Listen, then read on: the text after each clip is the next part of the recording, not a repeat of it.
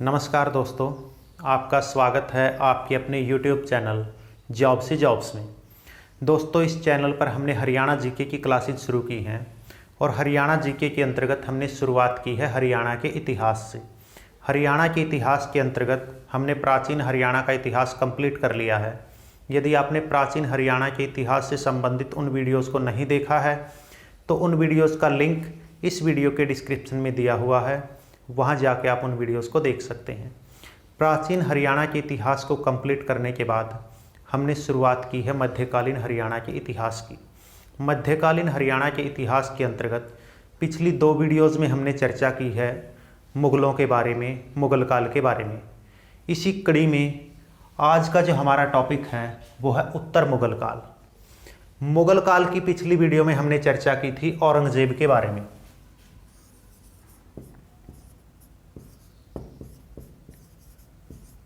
औरंगज़ेब की मृत्यु होती है 1707 में। 1707 में औरंगज़ेब की मृत्यु के बाद का जो शासनकाल है उसको हम उत्तर मुग़ल काल के नाम से जानते हैं। औरंगज़ेब की मृत्यु के बाद जितने भी मुग़ल शासक हुए वो उतने ज़्यादा शक्तिशाली नहीं थे, उतने ज़्यादा योग्य नहीं थे और धीरे धीरे जो मुग़ल सत्ता है वो कमज़ोर होती गई। तो 1707 के बाद का जो काल है भारतीय इतिहास में उसको हम उत्तर मुग़ल काल के नाम से जानते हैं। यानी औरंगज़ेब की मृत्यु के बाद का जो काल है वो उत्तर मुग़ल काल के नाम से जाना जाता है। उत्तर मुग़ल काल के अंतर्गत आज हम 3 मुख्य बिंदुओं पर चर्चा करेंगे, 3 मुख्य टॉपिक्स पर चर्चा करेंगे जो HSSC के एग्ज़ाम के पॉइंट ऑफ व्यू से बहुत इंपॉर्टेंट है। सबसे पहले हम चर्चा करेंगे बंदा बैरागी के बारे में। उसके बाद हम चर्चा करेंगे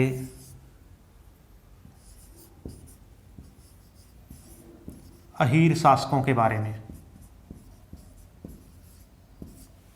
और अंत में हम चर्चा करेंगे नादिर शाह के आक्रमण के बारे में।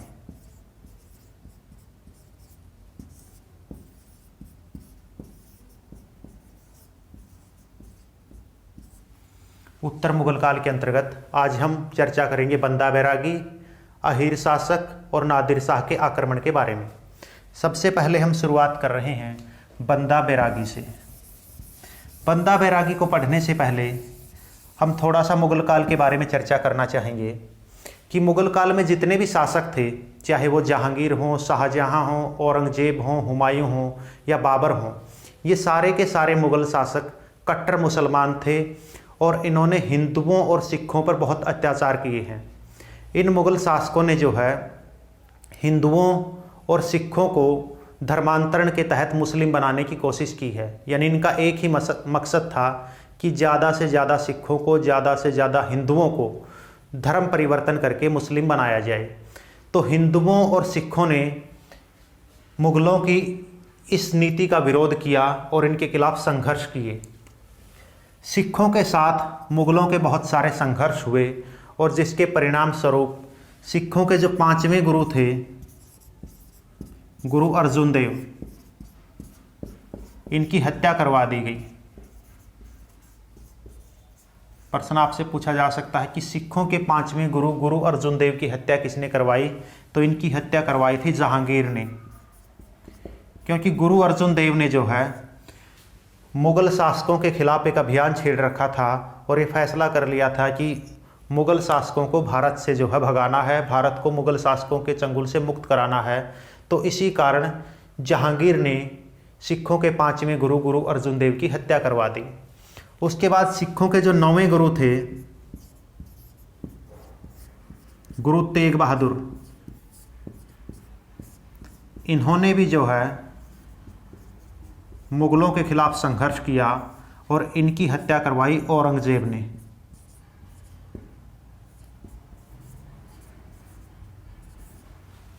यहाँ से 2 इंपॉर्टेंट प्रश्न बनते हैं कि सिखों के 5वें गुरु, गुरु अर्जुन देव की हत्या किसने करवाई? जहांगीर ने। और सिखों के 9वें गुरु, गुरु तेग बहादुर की हत्या किसने करवाई? औरंगज़ेब ने। क्योंकि जो सिख थे वो मुगल शासकों के कट्टर विरोधी थे और उन्होंने जो है मुगल शासकों की नीतियों का, उनके अत्याचारों का पुरजोर विरोध किया था। इसी कारण मुगल शासकों ने गुरु अर्जुन देव और गुरु तेग बहादुर की हत्या करवा दी। उसके बाद सिखों के 10वें गुरु हुए, जिनका नाम था गुरु गोविंद सिंह।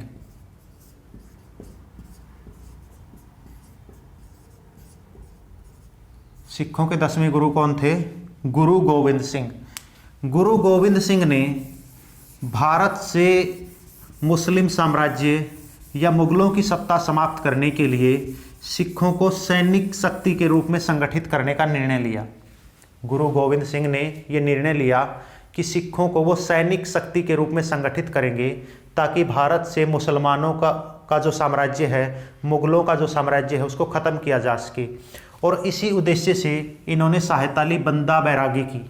बंदा बैरागी को हम बंदा बहादुर के नाम से भी जानते हैं।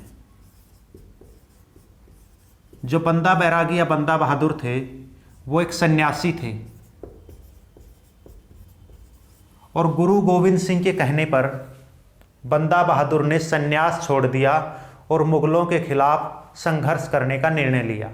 HSSC यहाँ से कई बार प्रश्न पूछ चुकी है कि बंदा बहादुर ने किसके कहने पर सन्यास छोड़ा, तो आंसर क्या होगा? गुरु गोविंद सिंह के कहने पर इन्होंने सन्यास छोड़ा था और इन्होंने फैसला किया था कि ये मुगलों को जो है सबक सिखाएंगे। जो बंदा बहादुर थे या बंदा बैरागी थे, इनका जन्म हुआ था राजौरी में। राजौरी कहाँ पर है? जम्मू कश्मीर में। यहाँ पर इनका जन्म हुआ था और इनका जो मूल नाम था वो था माधोदास। तो गुरु गोविंद सिंह के कहने पर इन्होंने मुगलों से जो है संघर्ष करना शुरू किया और इनका संघर्ष हुआ उस समय के जो मुगल शासक थे फर्रुखसियर, इनसे। मुगल शासक फर्रुखसियर से इनका संघर्ष हुआ और 1710 में इन्होंने कैथल, शाहबाद,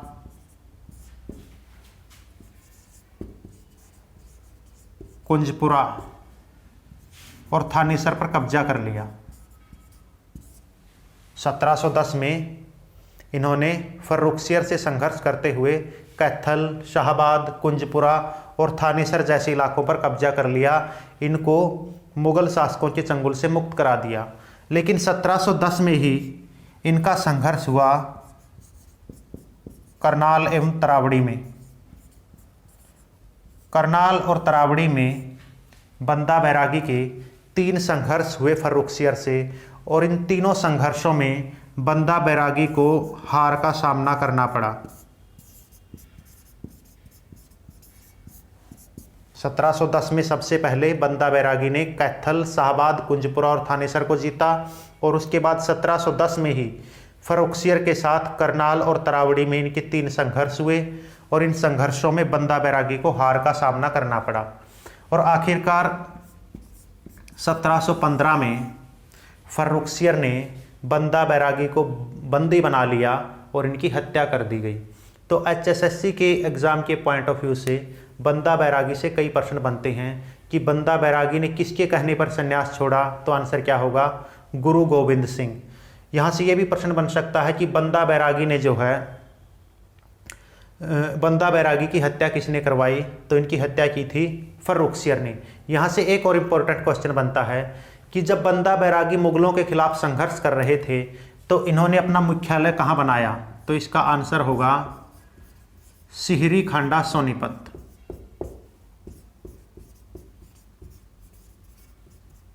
बंदा बैरागी या बंदा बहादुर जब मुगलों के खिलाफ संघर्ष कर रहे थे तो इन्होंने अपना मुख्यालय बनाया था सिहरी खांडा सोनीपत में। तो ये था उत्तर मुगल काल के अंतर्गत आज का हमारा पहला टॉपिक बंदा बैरागी। बंदा बैरागी के बाद अब हम चर्चा करते हैं अहीर शासकों के बारे में।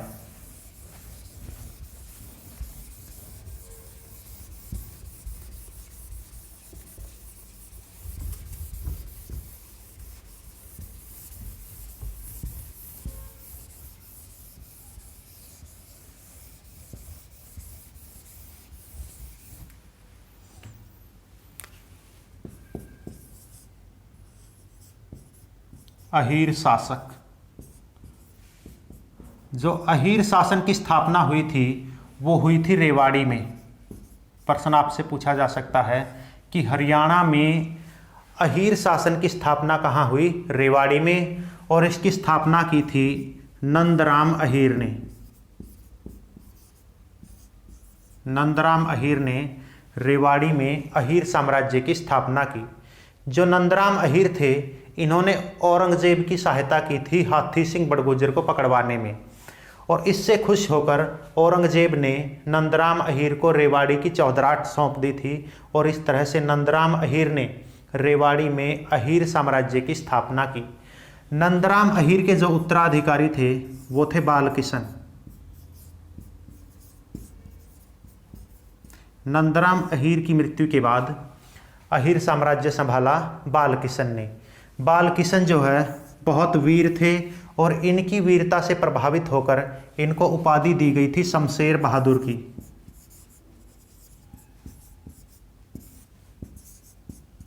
प्रश्न आपसे पूछा जा सकता है कि किस अहीर शासक को शमशेर बहादुर की उपाधि दी गई? तो आंसर क्या होगा?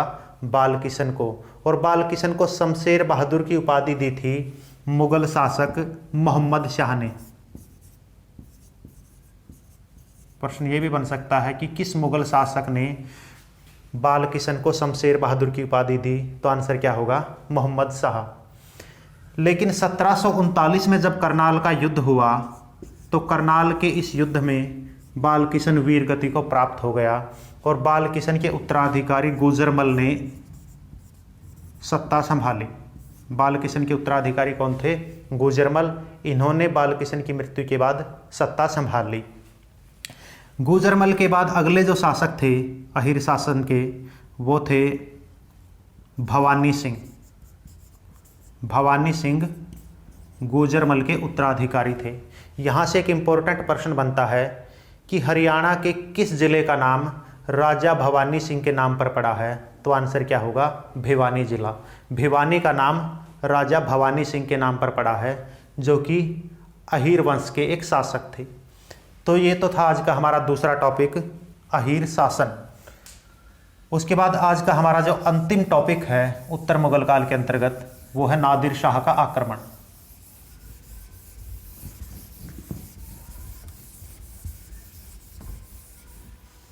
नादिर शाह के आक्रमण को हम करनाल का युद्ध के नाम से जानते हैं। नादिर शाह के आक्रमण को हम किस नाम से जानते हैं? करनाल का युद्ध। करनाल का युद्ध हुआ था 1739 में, और ये युद्ध हुआ था नादिर शाह और मोहम्मद शाह के बीच में। मोहम्मद शाह उस समय के मुगल शासक थे, और नादिर शाह जो है एक ईरान के आक्रमणकारी थे। तो नादिर शाह ने मोहम्मद शाह के समय भारत पर आक्रमण किया, और ये कत्लेआम करते हुए दिल्ली तक जा पहुँचे, और उसके बाद करनाल में नादिर शाह और मोहम्मद शाह के बीच संघर्ष हुआ, और इस संघर्ष में मोहम्मद शाह को संधि करनी पड़ी, और संधि के तहत नादिर शाह को कोहिनूर का हीरा देना पड़ा।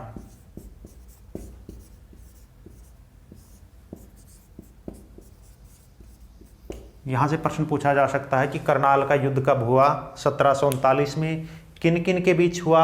नादिर शाह और मोहम्मद शाह के बीच। और इस युद्ध में जो है मोहम्मद शाह को संधि करनी पड़ी, और संधि के तहत कोहिनूर का हीरा इनके पास रखा हुआ था, वो कोहिनूर का हीरा जो है नादिर शाह को देना पड़ा। करनाल के युद्ध के बाद कुछ समय के बाद जो मुगल शासक था, जो मुगल शासन था हरियाणा में, वो धीरे धीरे कमज़ोर होता गया, और अगले 10 वर्षों तक पूरा का पूरा हरियाणा मुगलों के चंगुल से मुक्त हो गया, क्योंकि हरियाणा में जो स्थानीय शासक थे उन्होंने हरियाणा के अलग अलग प्रांतों पर कब्जा कर लिया, और इस तरह से पूरा का पूरा हरियाणा मुगलों के चंगुल से मुक्त हो गया। इसी क्रम में कुछ शासक हैं जिन्होंने कुछ स्थानों पर कब्जा किया।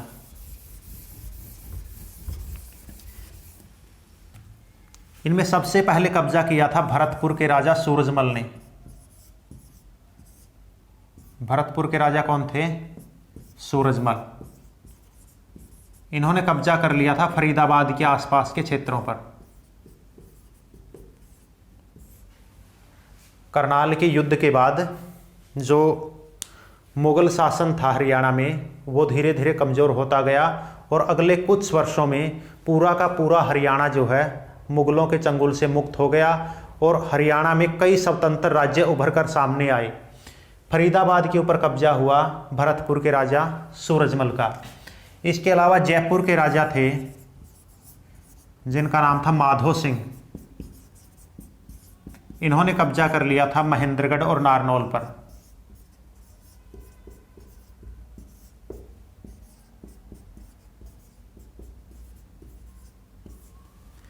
इसके अलावा अहीर शासकों ने रेवाड़ी पर कब्जा कर लिया और करनाल और जो कुरुक्षेत्र का जिला है, करनाल और कुरुक्षेत्र जिलों पर कब्जा हुआ नवजात खां का। और यहाँ से ये प्रश्न भी पूछा जा सकता है कि नवजात खां की राजधानी कौन सी थी, तो इसका आंसर होगा कुंजपुरा। तो इस तरह से करनाल युद्ध के बाद हरियाणा के अलग अलग क्षेत्रों पर अलग अलग शासकों ने कब्जा कर लिया और हरियाणा मुगलों के चंगुल से मुक्त हो गया। तो ये तो था आज का हमारा टॉपिक उत्तर मुगल काल, जिसमें हमने चर्चा की बंदा बैरागी के बारे में, अहीर शासकों के बारे में और करनाल युद्ध के बारे में। आगे की वीडियो में हम चर्चा करेंगे मराठा शक्ति का हरियाणा में उदय और बल्लभगढ़ का उदय, इन टॉपिक्स के बारे में। तो आज के लिए इतना ही। यदि ये वीडियो आपको अच्छी लगी हो तो वीडियो को लाइक कीजिए, कमेंट कीजिए, शेयर कीजिए और चैनल को सब्सक्राइब करना ना भूलें। साथ में बेल आइकन को प्रेस कर दें ताकि प्रत्येक वीडियो का लेटेस्ट नोटिफिकेशन आपको मिलता रहे। नमस्कार, जय हिंद, जय भारत।